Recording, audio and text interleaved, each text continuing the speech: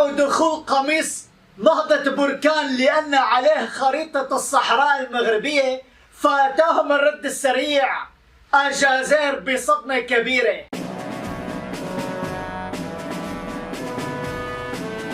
مرحبا، معكم بالبيس باسل شك، شركم بخير جماعة بصحة وبسلامة.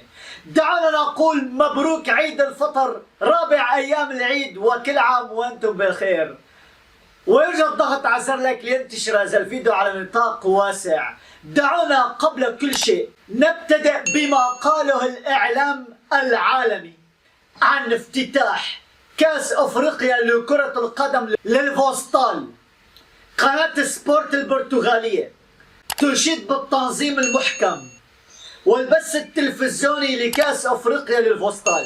أشادت القناة البرتغالية بالنقل المباشر للمباريات باحترافية عالية والإمكانيات التقنية والبشرية المغربية التي يتوفر عليها المغرب لإنجاح مثل هذه التظاهرات الرياضية القارية الكبرى. وبات المغرب خيار تلقائي لكل من يريد أن ينظم بطولة ناجحة سواء بكرة القدم أو غيرها، حيث يتم اللجوء إليه لتنظيم بطولات قد تعتذر عنها دول أخرى.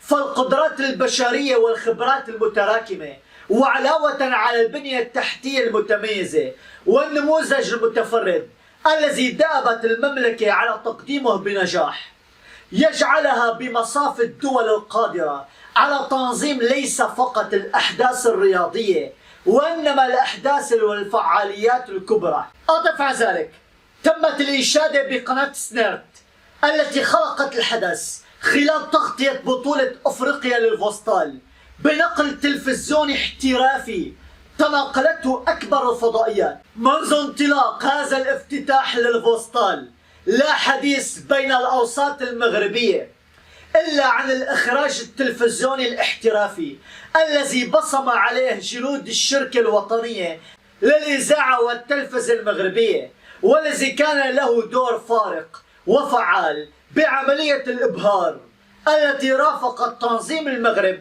لهذا الحدث الرياضي القاري. الافتتاح لم يكن عادي، حيث إن المغرب وضع لمسة خاصة بما يخص المآثر التاريخية.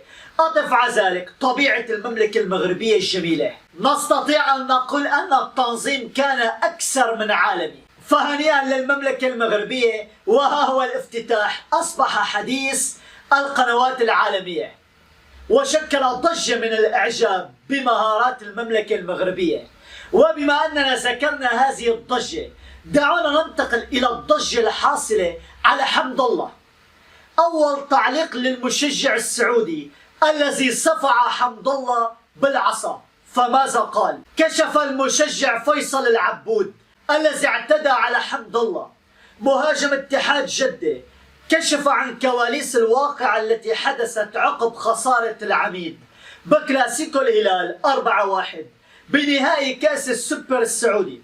قال المشجع السعودي إنه دخل الملعب بتقرير طبي رسمي، سمح له باستخدام عصا ولم يكن يتوقع حدوث أي خلاف. لماذا سمح له بإدخال عصا؟ لأنه مصاب بالرباط الصليبي. أوضح أنه بعد الخسارة اقترب من حمد الله وقال له خلاص ارحل عن الاتحاد، فتفاجأ بتوجه حمد الله نحوه ورشه بقنينة مياه، وهذا ما دفع المشجع إلى ضربه بالعصا. أشار المشجع إلى أنه توجه بعد ذلك مع رجال الأمن إلى غرفة أمنية، حيث حضر مندوب من الاتحاد السعودي ونادي الاتحاد وطلبوا منه التنازل بعد مراجعة كاميرات الملعب الذي أظهرت اعتداء حمد الله عليه أولا، أي أن المشجع السعودي كان يدافع عن نفسه.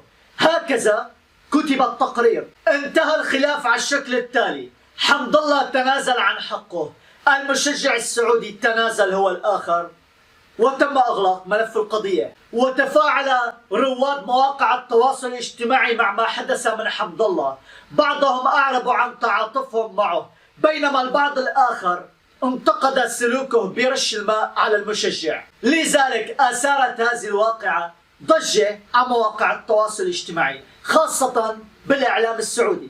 إذا حسب ما يتم تداوله الآن انتهت القضية بتنازل الطرفين عن حقهما. ومن الضجة الحاصلة على حمد الله دعونا ننتقل إلى وليد الركراكي.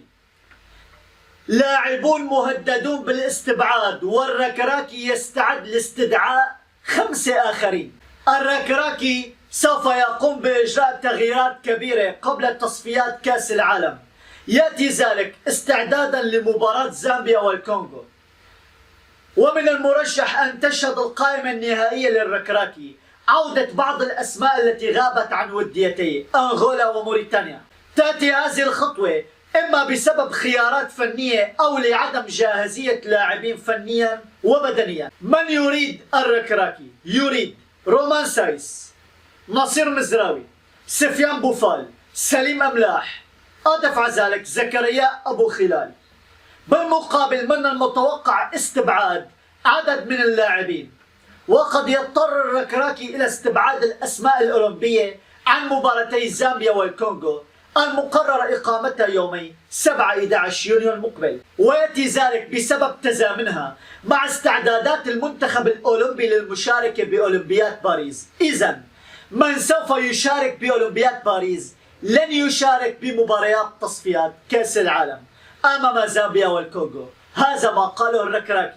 من هي إذن الأسماء المرشحة للاستبعاد؟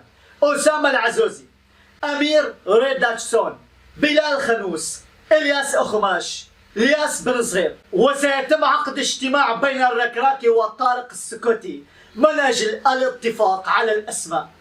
بعيدا أيضا عن هذا وذاك دعونا ننتقل إلى الضجة الحاصلة بسبب السلطات الجزائرية التي منعت دخول أقمصة نهضة بركان لأن خريطة المملكة المغربية كاملة بصحراء على القمصان. النظام الجزائري يتخذ قرار غريب اتجاه نهضة بركان. أثارت السلطات الجزائرية جدل واسع بقرار منع دخول قميص نادي نهضة بركان المغربي إلى أراضيها، وذلك خلال مباراة مرتقبة بين النادي المغربي وفريق اتحاد العاصمة الجزائري يوم 21 ابريل 2024 بإطار ذهاب دور النصف النهائي لكأس الكونفدرالية الأفريقية. يعود أسباب القرار حسب ما قالت الجزائر الغريب والعجيب هذا القرار إلى احتواء قميص نهضة بركان على خريطة المغرب كاملة بصحرائه.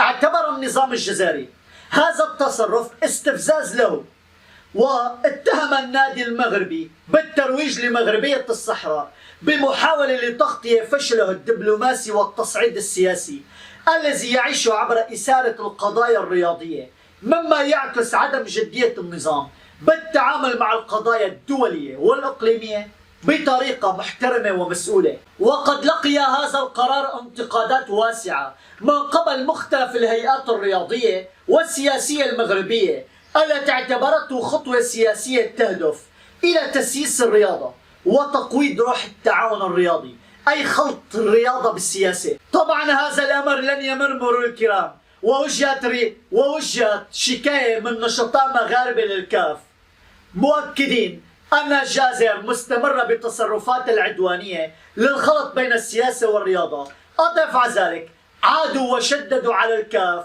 من احتمالية أن الجزائر سوف تقوم بمصادرة معدات الفاف، أي الجهاز التقني التابع للفاف. قلنا منذ أيام أن الجزائر حجزت بمطار وهران معدات الفاف، أي هذه التقنية لم يتم استخدامها بآخر مباراة للجزائر، واليوم الجماهير المغربية تتخوف من أن تحاول الجزائر ذات الشيء حجز معدات قادمة من الكاف. لهذا وجهت رسائل عاجلة إلى الكاف، والكاف رسميا أعلنت أنها وصل لديها علم بهذا الموضوع وسوف تقوم بالإجراءات العاجلة بأول قرار له.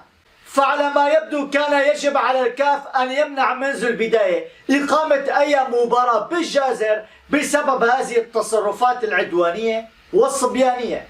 لا يسعنا أن نقول إلا لا حول ولا قوة إلا بالله. هذه الأفعال الصبيانية ما زالت مستمرة وخلط السياسة بالرياضة. حفظ الله المملكة المغربية. كل الحب وطن.